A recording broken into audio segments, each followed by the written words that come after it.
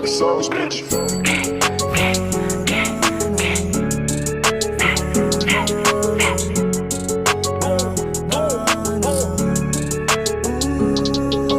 Dami nilang humahabol, they can't chase us. Hinahanap ang location ko, they wanna praise us. Nagpakawala pa ng babae, wanna set us. Don't play with us, don't play with us. Dami nilang humahabol, they can't chase us. Hinahanap ang location ko, they wanna praise us. Hi guys, so good evening and welcome back to my magical world. I am Frostbite, and if you're new to my channel, yan, welcome. I'm actually out of my ano ba? Hindi naman siya out of town. I don't know, it's like maybe 1 or 2 hours away from my location. So yeah, we're going to film here, and today is August 11, 2023.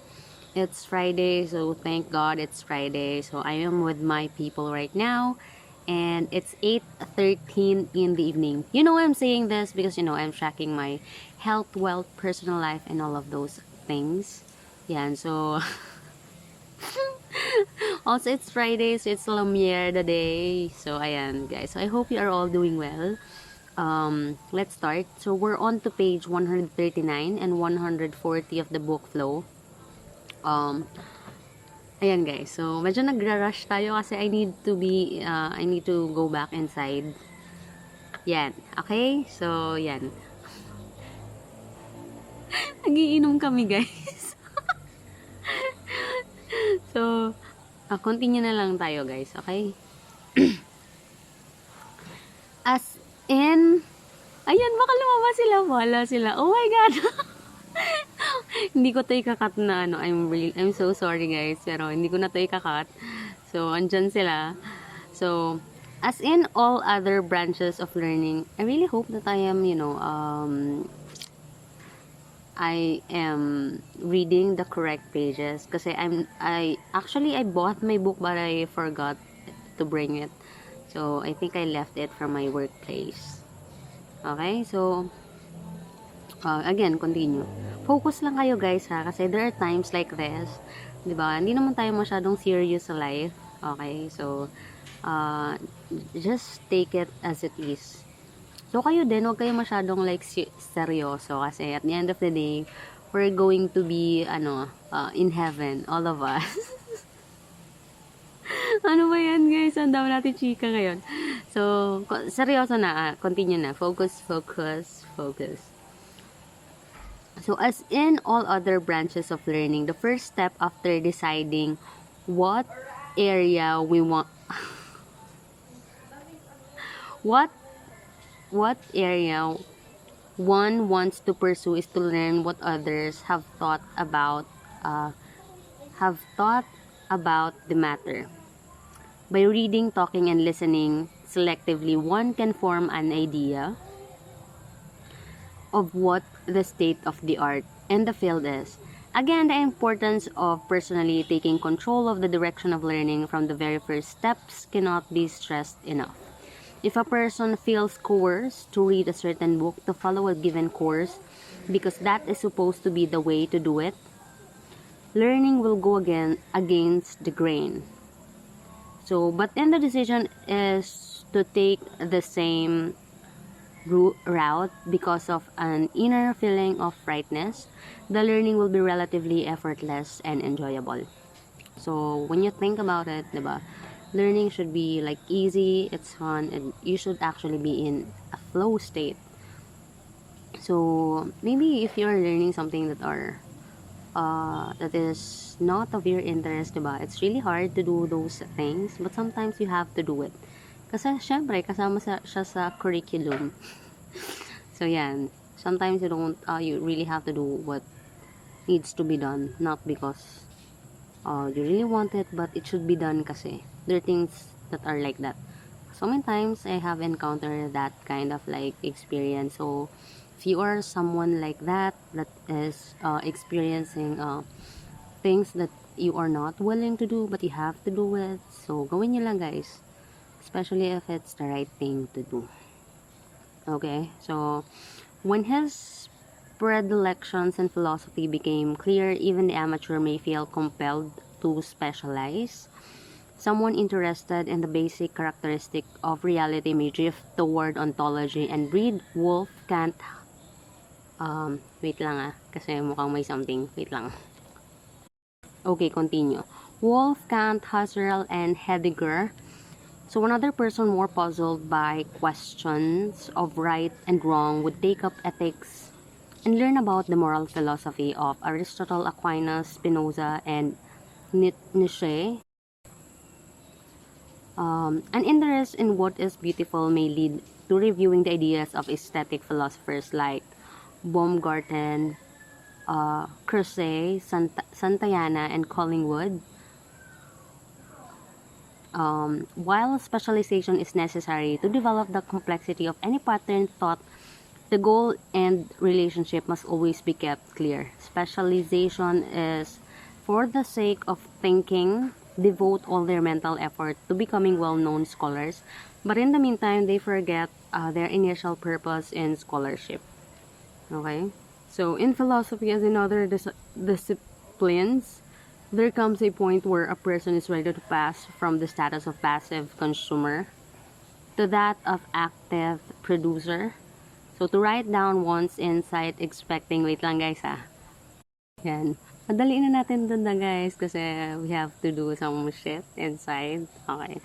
So, insights expecting that someday they will be read with awe by posterity would be in most cases an act of hubris, that overweening presumption, okay, that has caused so much mischief in human affairs. But if one records ideas in response to an inner challenge to express clearly the major questions by which one feels confronted and tries to sketch out the answers that will help make sense of one's experiences from one of the most difficult and rewarding tasks of life.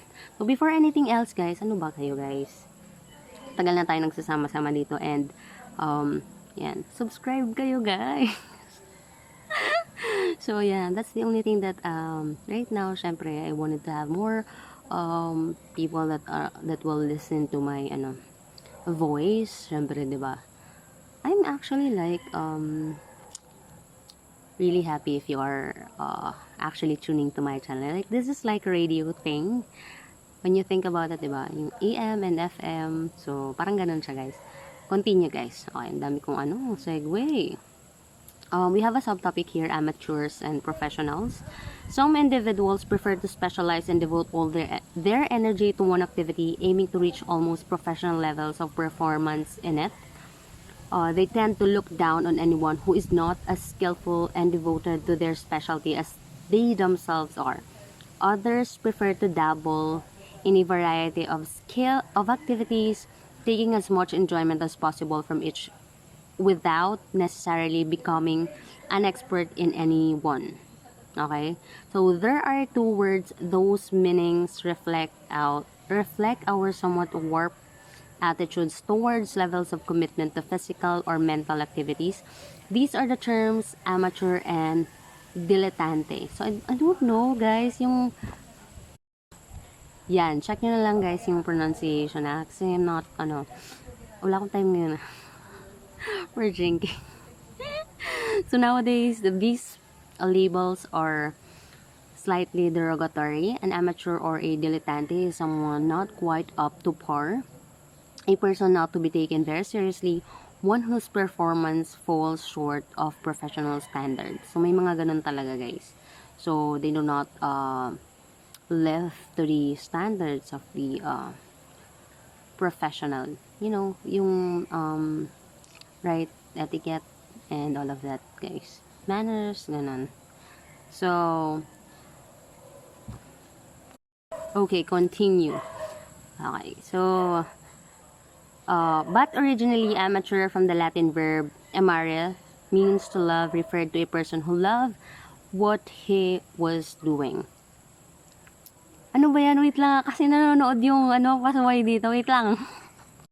Continue guys. So yan, ko na siya, pinagchuchu.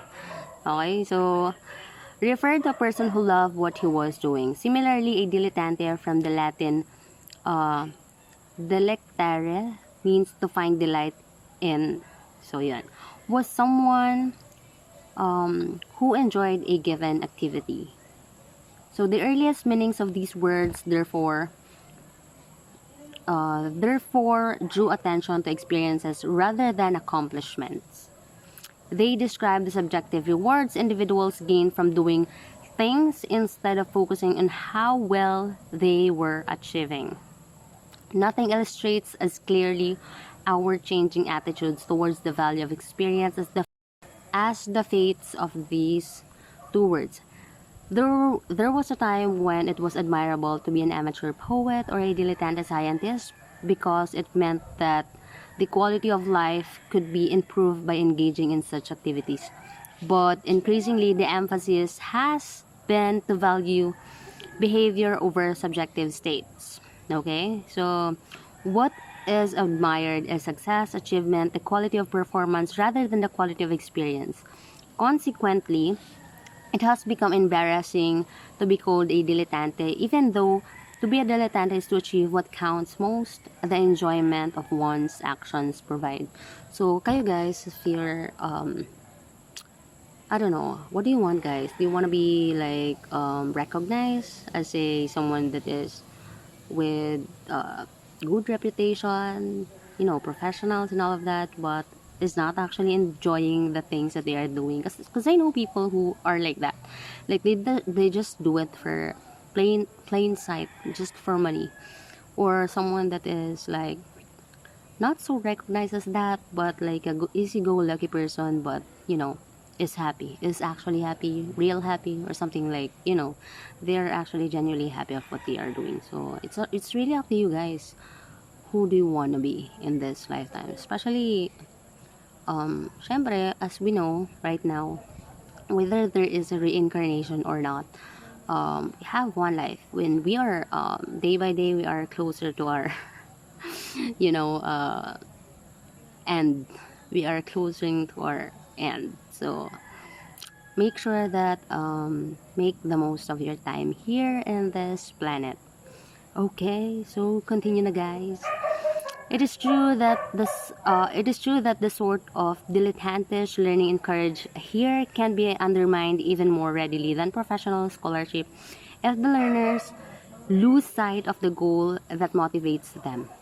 Laypersons with an axe to grind sometimes turn to pseudoscience to advance their interest, and often their efforts are almost indistinguishable from those of intrinsically motivated amateurs. An interest in the history of ethnic origins, for instance, can become easily perverted into a search of proofs of one's own superiority over members of other group.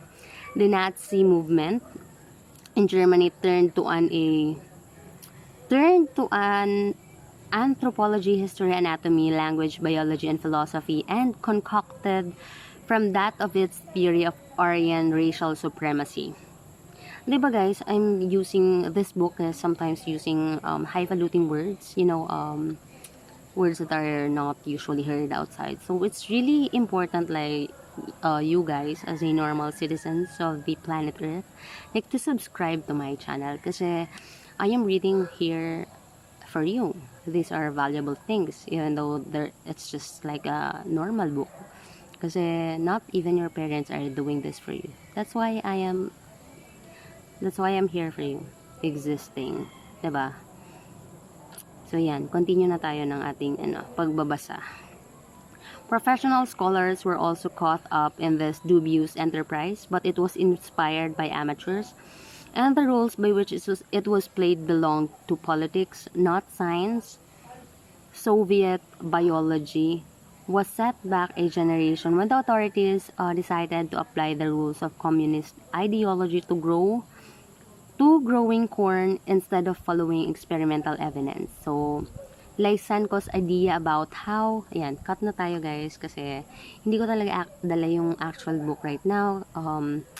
I just get it from online kasi unfortunately I don't know where I left my book. Maybe it's in I don't know, I left it from saan ba, sa workplace, basta ganun guys. So hindi ko alam kung saan ko siya napatong, somewhere there. So I just wanted to say like thank you guys for listening and thank you for helping me make this world a better place for all of us and for the future generation. You know, haba nang binasa natin tonight, but you really have to read something like this even though you don't want to kasi basta na lang kayo guys. Nakikinig lang naman kayo sa akin, di ba? So it's not really hard to listen. Okay, and of course, I appreciate you here. You'll be uplifted, loved, and taken care of here in my channel. Bye! Baka wala pa ng babae wanna set us Don't play with us, don't play You wanna with us play pwede rin magsubukan Kung sakaling hahanapin, alam mo kung tagasan Yung mga red boys, nasa S-block lang yan nakapost Lumalabas lang sa kalsada pag may pera na involved Panoorin mo kung winning Yung babae sa'kin yan gigiling Sunduin mo siya pagtapos kong gamitin Kung ako papipiliin Mukha mo sa sahig, gustong pakuin Bakit tao tatakbo boy, yeah You can blame us, nakaapak kaya